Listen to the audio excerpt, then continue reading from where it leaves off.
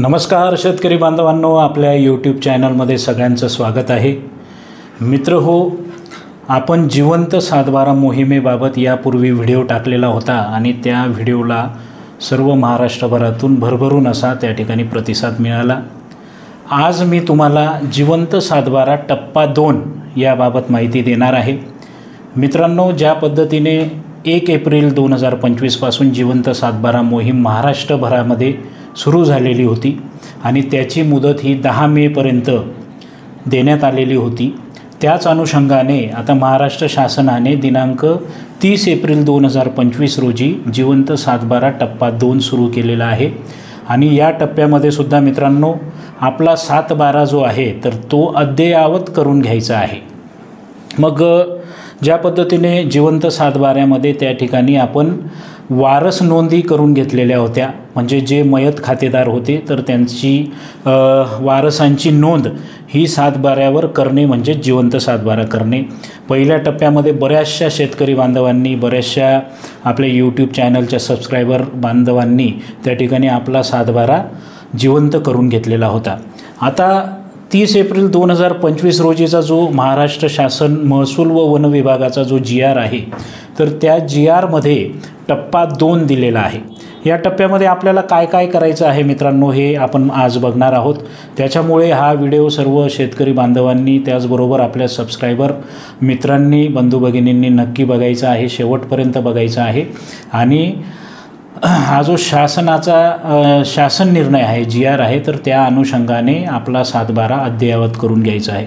मित्र हो, त्या ठिकाणी जो जिवंत सातबारा टप्पा 1 झालेला आहे, त्यानंतर या टप्पा 2मध्ये ज्या काही तुमच्या कालबाह्य नोंदी सातबाऱ्यावर आहेत, मग त्याच्यामध्ये त्या ठिकाणी अपाक नोंदी असतील, अज्ञान पालनकर्त्याची नोंद असेल, एकुमे शेरा, यापूर्वीच्या बऱ्याचशा व्हिडिओमध्ये मी या गोष्टींचा उल्लेख केलेला आहे, एकत्रित कुटुंबाचे मॅनेजर याचा शेरा, त्यानंतर तगाई कर्ज, बंडिंग कर्ज, भूसुधार कर्ज किंवा इतर जुन्या पोकळीस्त नोंदी किंवा भूसंपादन निवाडे याबाबत सर्व ज्या काही कालबाह्य नोंदी आहेत, ज्या पोकळीस्त नोंदी आहेत, तर त्या आपल्याला कमी करून घ्यायच्या आहेत मित्रांनो, जेणेकरून शेतकरी बांधवांना ज्या काही अडचणी या कालबाह्य नोंदींमुळे येतात, मग त्या ठिकाणी कर्ज प्रकरण असेल, बरेचसे शेतकरी बांधव हे गहाण कर्ज असा शेरा वर्षानुवर्ष त्यांच्या सातबाऱ्यावर त्या ठिकाणी असतो आणि त्याच्यामुळे त्यांना कर्जही मिळत नाही. त्याच्यामध्ये त्या ठिकाणी खरेदी विक्री करते वेळीसुद्धा अडचणी येतात आणि बऱ्याचशा गोष्टींना शेतकरी बांधवांना सामोरं जावं लागत असतं. त्यामुळे मित्रांनो, हा महसूल व वन विभागाचा शासन निर्णय अतिशय चांगला असा आहे आणि या शासन निर्णयाची लिंक मी डिस्क्रिप्शनमध्ये टाकून देणार आहे, तर ते सुद्धा आपण त्या ठिकाणी बघायचं आहे. जेणेकरून याचा उपयोग तुम्ही तलाठी किंवा मंडळ अधिकारी यांच्यापर्यंत जर पोहोचलात तर शासन निर्णयाचा जर उल्लेख केला तर त्याच्या आधारे तुमच्या सर्व ज्या काही कालबाह्य पोकळीस्त नोंदी आहेत तर त्या कमी करण्यासाठी फायदा होईल. आता मित्रांनो, एक नोंदी कशा पद्धतीने आपल्याला कमी करता येईल हे बघूया. बऱ्याचशा सातबाऱ्यावर त्या ठिकाणी 18 वर्षापेक्षा कमी वारसदार असतात. मग त्यांचं वय कमी असल्यामुळे त्या ठिकाणी जे त्यांचे पालनकर्ते असतात तर अपाक म्हणून, समजा रमेश पाटील अपाक, त्यांच्या काकांचं नाव सदाशिव पाटील किंवा त्यांच्या आत्याचं नाव कमला पाटील वगैरे या पद्धतीने ते टाकलेलं असतं.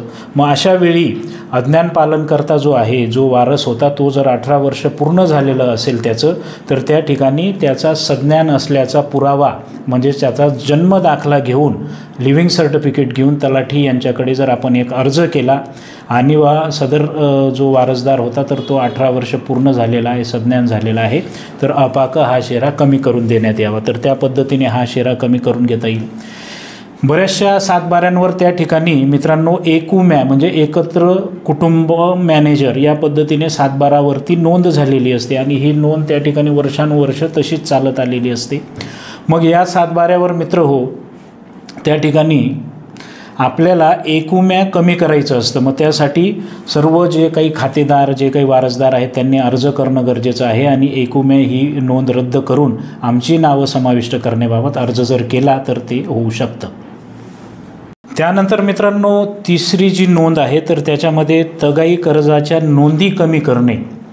तर या पद्धतीचं सुद्धा आपल्या सातबाऱ्यावरती नोंद असते. बऱ्याचशा शेतकरी बांधवांच्या सातबाऱ्यांवर त्या ठिकाणी पूर्वी शेती आणि जमीन सुधारण्यासाठी विविध प्रकारचे कर्ज त्या ठिकाणी दिले जात होते.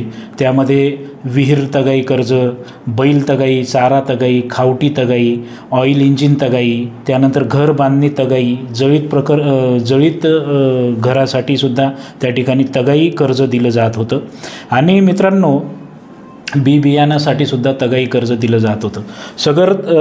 विविध तगाई कर्जांची परतफेड ही शेतकरी बांधवांनी त्याच वेळेस करून बऱ्याचशा शेतकरी बांधवांनी सातबाऱ्यावर ज्या तगाई कर्जाच्या नोंदी होत्या तर त्या कमी करून घेतलेल्या होत्या. परंतु शासन निर्णय क्रमांक TAG 1088 दिनांक 31/12/1988चं जे शासन निर्णय आहे तर त्याच्यामध्ये वर नमूद केलेले तगाई विषयक कर्ज हे पूर्णपणे माफ केलेले होते. माफ करून देखील हे तगाई कर्ज त्या ठिकाणी सातबाऱ्यावर दिसून येत होते. जर शेतकरी बांधवांनो ते 31/12/1988चा शासन निर्णय जर तुमच्याकडे असेल तर ठीक, नाहीतर या शासन निर्णयाचा जरी तुम्ही आपल्या अर्जामध्ये उल्लेख केला आणि माझ्या सातबाऱ्यावरील माफ झालेलं तगाई कर्ज हे कमी करून मिळावं यासाठी जर अर्ज तुम्ही तहसीलदार किंवा तलाठी यांच्याकडे केला तर त्या ठिकाणी तुमचा जो बोजा आहे तगाई कर्जाचा तर तो सातबाऱ्यावरून कमी होणार आहे. त्यानंतर बंडिंग बोजे आणि आयटक बोजे या पद्धतीची नोंदसुद्धा बऱ्याचशा सातबाऱ्यांवर असते मित्रांनो. तर त्याचा उल्लेखसुद्धा या 30 एप्रिल 2025च्या GRमध्ये केलेला आहे. हा GR अतिशय उपयोगाचा आहे शेतकरी बांधवांसाठी आणि सातबारा अद्ययावत करण्यासाठी सुद्धा. याच्यामध्ये बंडिंग बोजे म्हणजे काय मित्रांनो, तर शेती सुधारणेसाठी शासनाने एक मोहीम हाती घेतलेली होती आणि त्या अनुषंगाने शेतीला बांध घालणे, जमिनीचं सपाटीकरण करणे, शेतामध्ये पाणी जिरवणे आणि शेती अधिक उत्पादनक्षम बनवणे यासाठी त्या ठिकाणी बंडिंग बोजे किंवा आयटक कर्ज त्या ठिकाणी कृषी विभागामार्फत कृषी खात्याचे मृदसंधारण विभागाने बंडिंग खातं त्यावेळेस म्हटलं जात होतं तर त्यांच्यामार्फत कर्जेसुद्धा दिलेली होती. सदर कर्ज बोजे हे शेतकऱ्यांच्या सातबारामध्ये इतर हक्कामध्ये इतर अधिकारामध्ये टाकण्यात आलेले होते. सदर बोजाची रक्कम देखील कृषी व सहकार विभागाच्या 26 मार्च 1979च्या पत्रानुसार त्या ठिकाणी माफ केलेले होते आणि बंडिंग बोजे तरी देखील कायम असल्याचं त्या ठिकाणी दिसून आलेलं आहे. मित्रांनो, तलाठी यांनी त्यांच्या सजेवरील सातबारा उतार्यामध्ये जर अशा प्रकारचे बोजे असतील, बंडिंग बोजे आणि तगाई कर्ज त्या ठिकाणी असतील तर त्या ठिकाणी स्वतःहून या नोंदी कमी करायच्या आहे. तलाठी बांधवांनी देखील त्या ठिकाणी हा जो GR आहे त्याचा उल्लेख करून तुम्ही या कालबाह्य किंवा पोकळीस्त ज्या नोंदी आहेत तर त्या तुम्ही कमी करू शकतात. त्यानंतर मित्रांनो, बऱ्याचशा शेतकरी बांधवांच्या सातबाऱ्यावर नजरगहाण कर्ज, सावकारी कर्ज किंवा सावकारी अवार्ड या पद्धतीची नोंदसुद्धा त्या ठिकाणी असते किंवा अशा पद्धतीचे शेरे असतात. पूर्वी काय व्हायचं की सावकार जे होते ते उसनवारी किंवा कर्ज शेतकरी बांधवांना द्यायचे आणि एवढ्या पिकासाठी एवढं कर्ज असं नजरेनेच त्या ठिकाणी ते उसनवारी ठरत असायची. मग याची नोंदसुद्धा त्या ठिकाणी तलाठी घेत असायचे नजरगहाण कर्ज या नावाने. त्याचबरोबर हे बोजे आज तागायत त्या ठिकाणी कायमच राहिलेले आहेत. बऱ्याच याच्यामध्ये शेतकरी बांधव कर्ज परतफेड करू शकत नव्हते. मग यावेळेस सावकार काय करायचे की दिवाणी न्यायालयामध्ये दावा दाखल करून त्या ठिकाणी सावकारी अवार्ड बोजे त्या ठिकाणी सातबाऱ्यावर लावले जात असायचे. जर अशा नोंदी जर अद्यापही पोकळीस्त नोंदी म्हणून त्या असतील सातबाऱ्यावर तर महाराष्ट्र जमीन महसूल अधिनियम 1966च्या तरतुदीनुसार त्या ठिकाणी तहसीलदारांनी याबाबत अर्ज जर प्राप्त झाला असेल शेतकरी बांधवाचा तर त्यांची सुनावणी घेऊन याबाबत योग्य न्यायनिवाडा करून पोकळीस्त नोंद कमी करण्यासाठी किंवा कालबाह्य नोंद कमी करण्यासाठी तलाठी यांना आदेश द्यायचा आहे. त्यांच्या आदेशाने त्या ठिकाणी या नोंदी कमी होऊ शकतील. म्हणजे अतिशय उपयुक्त असा हा शासन निर्णय आहे. बऱ्याचशा शेतकरी बांधवांच्या वर्षानुवर्ष सातबाऱ्यावर या कालबाह्य पोकळीस्त नोंदी पाहायला मिळतात मित्रांनो आणि त्यांच्यासाठी अतिशय उपयुक्त असा हा GR महसूल विभागाने काढलेला आहे. भूसंपादन निवाडा असेल, बिनशेती आदेशानुसार कजाप प्रलंबित जर असतील तर ते सुद्धा सातबारा सदरी अंमलबजावणी त्याची करून घ्यायची आहे. त्यानंतर आता बऱ्याच ठिकाणी पोट खराबा क्षेत्र असतं. वर्ग अ जर क्षेत्र असेल, वर्ग ब जर क्षेत्र असेल तर त्या पद्धतीने आता मित्रांनो, वर्ग ब जर क्षेत्र असेल तर ते सुद्धा वैती लायक करता येऊ शकतं. त्याच्यासाठी मान्य प्रांताधिकारी, उपविभागीय अधिकारी यांचा आदेश लागतो. जर असे आदेश प्राप्त झालेले असतील तर भूमी अभिलेख विभागाचा अहवाल घेऊन त्या ठिकाणी त्या सातबाऱ्यावर जे पोटखराब क्षेत्र होतं तर ते वैती क्षेत्रामध्ये त्या ठिकाणी समाविष्ट करता येऊ शकतं. आणि असे जे काही वर्ग अ खाली येणाऱ्या ज्या काही जमीन धारकास कोणत्याही वेळी लागवडीखाली आणता येईल अशी जमीन त्या ठिकाणी असेल तर जिल्हाधिकारी यांनी अतिरिक्त आकारणी करून आयुक्त तथा संचालक भूमी अभिलेख पुणे यांच्या 19 ऑगस्ट 2019च्या परिपत्रकानुसार पोटखराब वर्ग अ जमीन त्या ठिकाणी त्याच्यासाठी जी कार्यपद्धती दिलेली आहे तर त्या पद्धतीने कार्यवाहीचा अवलंब करून सातबाऱ्यावर सदर नोंदीसुद्धा घ्यायच्या आहेत.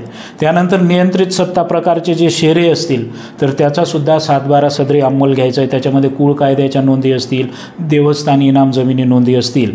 जर या नोंदी त्या ठिकाणी कालबाह्य म्हणून असतील म्हणजे नियमबाह्य जर या नोंदी आलेल्या असतील तर त्याबाबत त्या कमी करण्यासाठी जो प्रॉपर महाराष्ट्र जमीन महसूल अधिनियममध्ये जी काही नियमावली दिलेली आहे कमी करण्यासाठी तर त्या पद्धतीने ते कमी करायचं आहे. परंतु या नोंदी जर अद्ययावत नसतील तर तलाठ्यांनी त्या नोंदीसुद्धा अद्ययावत करण्याच्या सूचना या GRमध्ये आहे. भोगवटादार वर्ग 1 आणि वर्ग 2 असे स्वतंत्रपणे भूधारणा प्रकारनिहाय सातबारा तयार करायचे आहेत. म्हणजे मित्रांनो, भोगवटादार वर्ग 1 म्हणजे स्वमालकीची जमीन आणि भोगवटादार वर्ग 2 म्हणजे सरकारच्या मालकीची किंवा काही अटी शर्ती त्याच्यामध्ये लावून त्या ठिकाणी दिलेल्या जमिनी असतात. तर याचे सेपरेट सातबारे वर्ग 1 आणि वर्ग 2च्या जमिनीचे करून घ्यायचे आहेत. जर या नोंदी जर अद्ययावत झालेल्या नसतील तर शेतकरी बांधवांनी त्यासुद्धा करून घ्यायच्या आहेत. आणि अंतिम निस्तार पत्रकानुसार स्मशानभूमी व इतर निस्तार हक्काच्या नोंदी त्या ठिकाणी अधिकार अभिलेखामध्ये घेऊन टाकायच्या आहेत. स्मशानभूमी असतील, दफनभूमी असतील गावामध्ये तर त्याच्या नोंदीसुद्धा त्या ठिकाणी घ्यायच्या आहेत.